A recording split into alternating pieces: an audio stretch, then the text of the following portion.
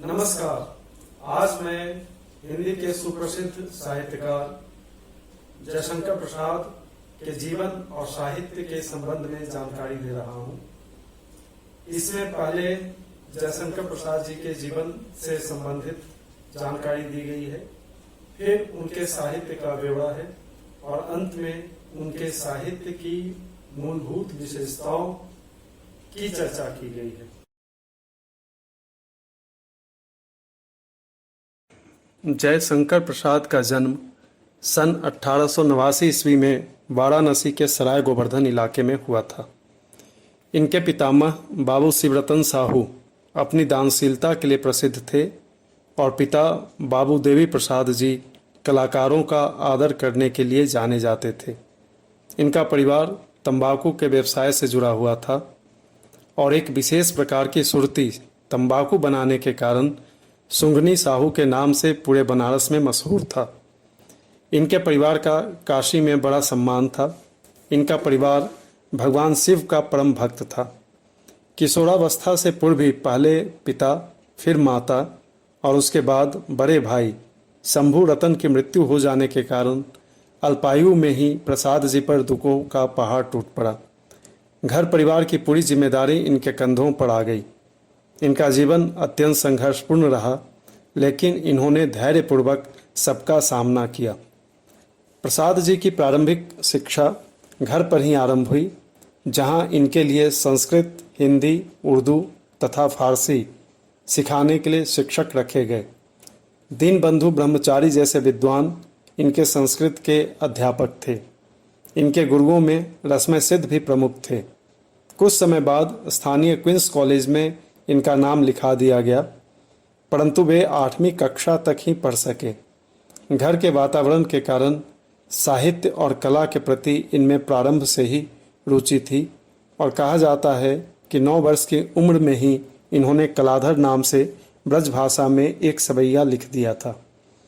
इन्होंने वेद, पुराण, दर्शन, इतिहास तथा साहित्य शास्त्र का अत्यंत गंभीर अध्ययन किया था। वे बाग बगीचे तथा भोजन बनाने के शौकीन थे। वे नियमित व्यायाम करने वाले, सात्विक खान पान एवं गंभीर प्रकृति के व्यक्ति थे। प्रसाद जी की प्रेरणा से 1909 ईस्वी में इनके भांजे अंबिका प्रसाद गुप्त के संपादन में इंदु नामक मासिक पत्र का प्रकाशन आरंभ हुआ। प्रसाद जी इसमें नियमित रूप से लिखते थे और इनकी प्रारंभिक रचनाएं इसी में प्रकाशित हुई। कामायनी के लिए इन्हें उस समय की अत्यंत प्रतिष्ठित मंगला प्रसाद पारितोषिक से सम्मानित किया गया। इनके लिए साहित्य धन अर्जित करने का जरिया न होकर साधना का माध्यम था। क्षय रोग, टीबी से पीड़ित होने के कारण 15 नवंबर 1937 ईस्वी को इनका स्वर्गवास हो गया। कुल मिलाकर हिंदी साहित्य में बहुत कम ऐसे रचनाकार हुए हैं जिन्होंने प्रसाद जी की तरह अलग अलग विधाओं में कालजयी रचनाओं से साहित्य की परंपरा को समृद्ध किया हो और लेखन के श्रेष्ठ मानक स्थापित किए हों।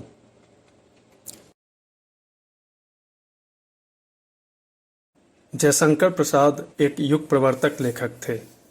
इन्होंने एक ही साथ कविता, नाटक, कहानी और उपन्यास जैसे अलग अलग विधाओं में कई गौरवपूर्ण कृतियों की रचना की है। कवि के रूप में वे छायावाद के श्रेष्ठ कवि के रूप में प्रतिष्ठित हैं, जिन्होंने कामायनी जैसे महाकाव्य की रचना की। नाट्य लेखन में भारतेंदु के बाद वे एक युग प्रवर्तक नाटककार रहे हैं।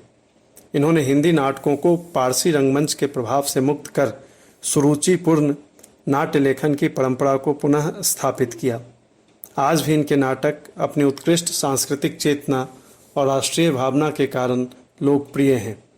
इसके अलावा कहानी और उपन्यास विधा में भी इनकी कई महत्वपूर्ण रचनाएं हैं। अपनी रचनाओं के माध्यम से इन्होंने मानवीय संवेदना, करुणा और भारतीय संस्कृति के अनेकानेक गौरवपूर्ण पक्षों को उद्घाटित किया है। आइए अब हम जयशंकर प्रसाद के साहित्य पर एक नज़र डालें। सबसे पहले काव्य। उर्वशी, वन मिलन, प्रेम राज्य, अयोध्या का उद्धार, शोकोच्छ्वास, बभ्रुवाहन, ये जयशंकर प्रसाद की आरंभिक रचनाएं हैं।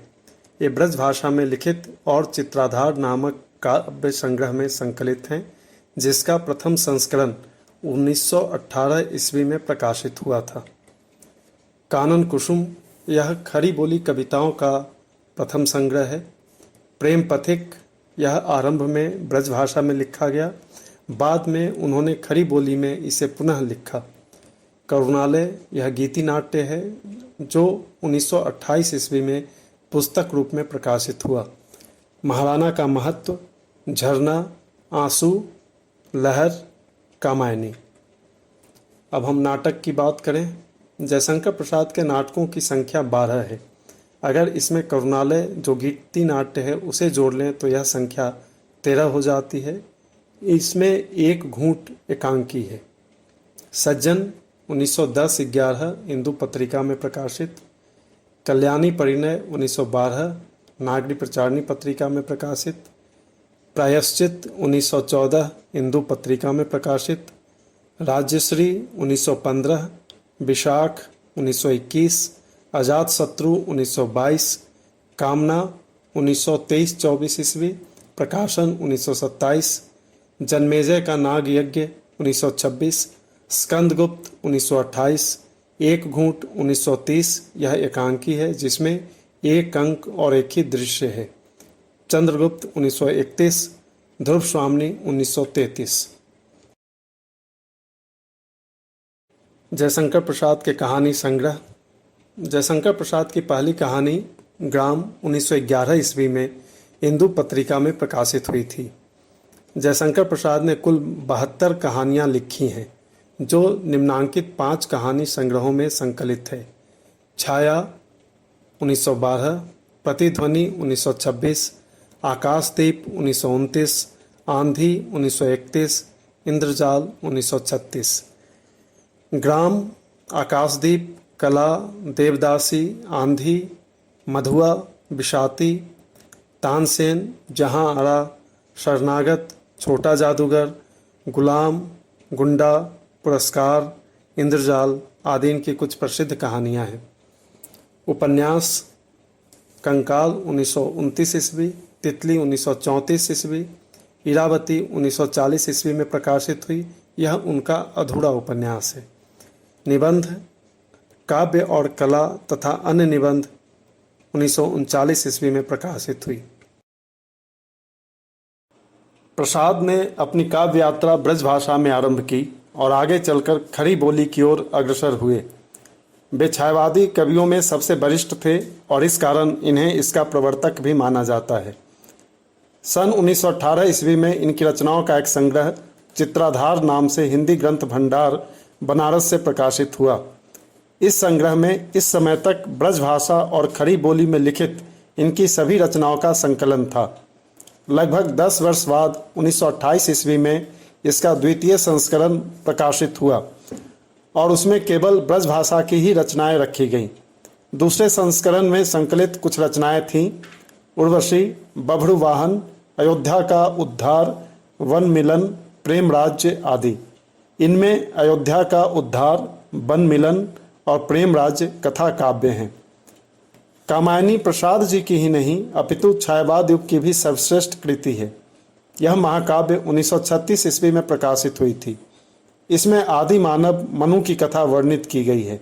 इसकी कथा वेद, उपनिषद, पुराण आदि से प्रेरित है, किंतु मुख्य आधार शतपथ ब्राह्मण का माना जाता है।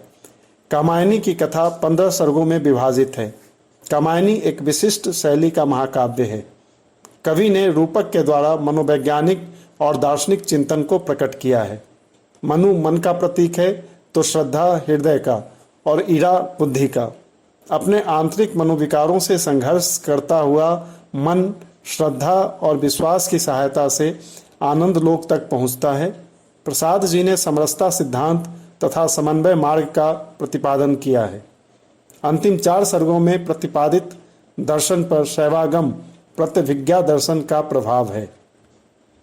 कामायनी के सर्ग चिंता, आशा, श्रद्धा, काम, वासना, लज्जा, कर्म, ईर्ष्या, ईरा, स्वप्न, संघर्ष, निर्वेद, दर्शन, रहस्य, आनंद। जयशंकर प्रसाद ने हिंदी नाटक को पारसी रंगमंच के प्रभाव से मुक्त कर पुनः साहित्यिक सुरुचिपूर्ण नाट्य लेखन का सूत्रपात किया। इनके नाटक इनकी राष्ट्रीय सांस्कृतिक चेतना के वाहक हैं। अपने नाटकों की विषय वस्तु इन्होंने इतिहास और पौराणिक आख्यानों से ग्रहण की है। ऐतिहासिक नाटकों की सामग्री इन्होंने हर्षवर्धन के काल तक की घटनाओं से ग्रहण की है। अपने नाटकों के माध्यम से इन्होंने स्वतंत्रता की भावना को अभिव्यक्त किया है। इस दृष्टि से चंद्रगुप्त और स्कंदगुप्त नाटक विशेष रूप से महत्वपूर्ण हैं। चंद्रगुप्त में विदेशी यूनानी आक्रांताओं से चंद्रगुप्त के नेतृत्व में और स्कंदगुप्त में हून आक्रमणकारियों से स्कंदगुप्त के नेतृत्व में भारतीय योद्धा लोहा लेते हैं और विजयी होते हैं। यह प्रतीकात्मक रूप में तत्कालीन विदेशी अंग्रेजी शासन से लड़ने और उससे मुक्त होने का आह्वान था। चंद्रगुप्त नाटक का यह प्रसिद्ध प्रयाण गीत जनमानस में व्याप्त स्वतंत्रता की भावना को स्वर प्रदान करता है। हिमाद्रि तुंग श्रृंग से प्रबुद्ध शुद्ध भारती, स्वयं प्रभा समुज्ज्वला स्वतंत्रता पुकारती। ध्रुव स्वामिनी नाटक में स्त्री जीवन की समस्याएं केंद्र में है, जिसमें विवाह, तलाक और पुनर्विवाह की जटिल समस्या का समाधान प्रस्तुत करने का प्रयास इन्होंने किया है। अपने नाटकों के माध्यम से इन्होंने भारतीय संस्कृति के गौरवपूर्ण परंपरा और विरासत को तो हमारे सामने रखा ही है, उसे समकालीन समाज और देश के समक्ष मौजूद चुनौतियों के साथ जोड़कर भी प्रस्तुत किया है। जयशंकर प्रसाद प्रेमचंद के समकालीन थे, लेकिन इन्होंने उनसे भिन्न भावबोध की कहानियाँ लिखी हैं। प्रेमचंद जहां अपने समय के सामाजिक जीवन से विषय चुनते हैं, वहीं प्रसाद की बहुत सारी कहानियां ऐतिहासिक पृष्ठभूमि पर आधारित हैं। लेकिन अपनी कहानियों की ऐतिहासिक पृष्ठभूमि के बावजूद मनुष्य की भाव संवेदना को वे विशेष महत्व देते हैं। इनकी अधिकतर कहानियां प्रेम के उदात्त रूप को उद्घाटित करते हुए सर्वस्व बलिदान की भावना पर बल देती है। इनकी कहानियों में प्रेम, करुणा, त्याग, बलिदान, देश प्रेम आदि विशेषताएं देखने को मिलती हैं। इनकी कहानियों में भावुकता, कल्पना की उड़ान और काव्यात्मक चित्रण की प्रधानता है। अपनी कहानियों में प्रसाद जी ने कुछ अनुपम चरित्रों की सृष्टि की है, जो हमारे मन पर अमिट छाप छोड़ जाती है। आकाशदीप की चंपा, देवव्रत की सुमाता, पुरस्कार की मधुलिका, इंद्रजाल का गोली, मधुआ का मधुआ और गुंडा कहानी का ननकू सिंह आदि कुछ ऐसे ही चरित्र हैं। अपनी कविताओं में भावुकता, पीड़ा और कल्पना में गोते लगाने वाले जयशंकर प्रसाद अपने पहले उपन्यास कंकाल में पूर्णतः यथार्थवादी रूप में सामने आते हैं। इस उपन्यास में देश की सामाजिक और धार्मिक स्थिति का चित्रण है।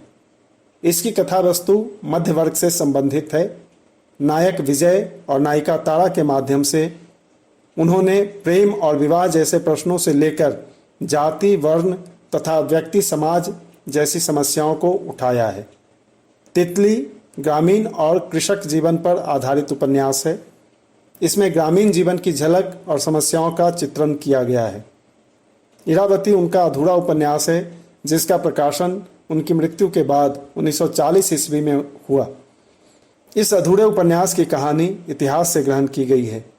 इसमें मौर्य सम्राट अशोक की मृत्यु के बाद बौद्ध धर्म के ह्रास और भारत के सांस्कृतिक पतन का चित्रण किया गया है। अंत में यह कहना बिल्कुल सही होगा कि जयशंकर प्रसाद जैसे विलक्षण प्रतिभा संपन्न रचनाकार बहुत कम हुए हैं और हिंदी साहित्य में निस्संदेह उनका गौरव अक्षुण्ण बना रहेगा।